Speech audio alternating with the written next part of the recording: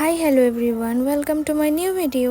তোমরা সবাই কেমন আছো? আমি তো খুব ভালো আছি। তো আজকে সকাল সকাল কিন্তু ঘুম থেকে উঠে গিয়েছি। ঘুম থেকে ওঠার পর মামার ফোন আসলো, বলল মামার বাড়ি যাওয়ার জন্য। ঘর থেকে বেরিয়ে দেখি গাছে কত সুন্দর ফুল ফুটে রয়েছে। আর তোমরা তো সবাই জানোই আমবুচি শুরু হয়ে গেছে। আমাদের এখানে তো আমাবুচি বলা হয়, তোমাদের এখানে কি বলা হয় অবশ্যই কমেন্ট করবে।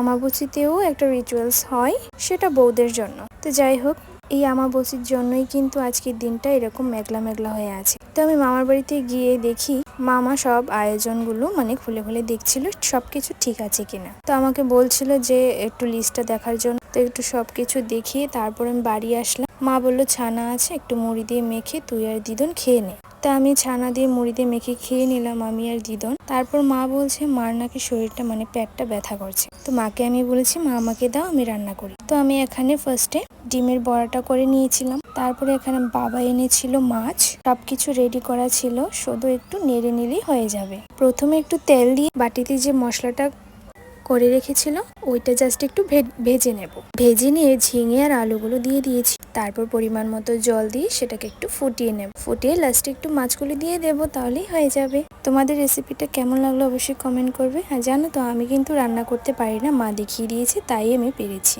দেখিয়ে দিতে দিতে একটু শিখে নেব, তাই না? যাই হোক, হঠাৎ দেখি বাইরে বৃষ্টি পড়ছে। আমবস্যার সময় বৃষ্টি হয়, তো এই জন্য আজকেও বৃষ্টি হয়েছে। দেখো, সকালে দেখি তুলসী গাছটা জল পড়ছিল না বলে কেমন হয়েছিল, কিন্তু দেখো বৃষ্টি আসার পর তুলসী গাছটা একদম তাজা হয়ে গেছে। বাইরের ওয়েদারটা একটু এনজয় করে ঘরে এসে একটু ভাত খেয়ে নিয়েছি। ভাত খেয়ে স্নান টান করে তারপর আজকের ভিডিওটা শেষ করতে চলেছি। তো আজকের ব্লগটা তোমাদের কেমন লাগলো অবশ্যই কমেন্ট করে জানাতে। চলো ta-ta, bye, and thanks for watching this video.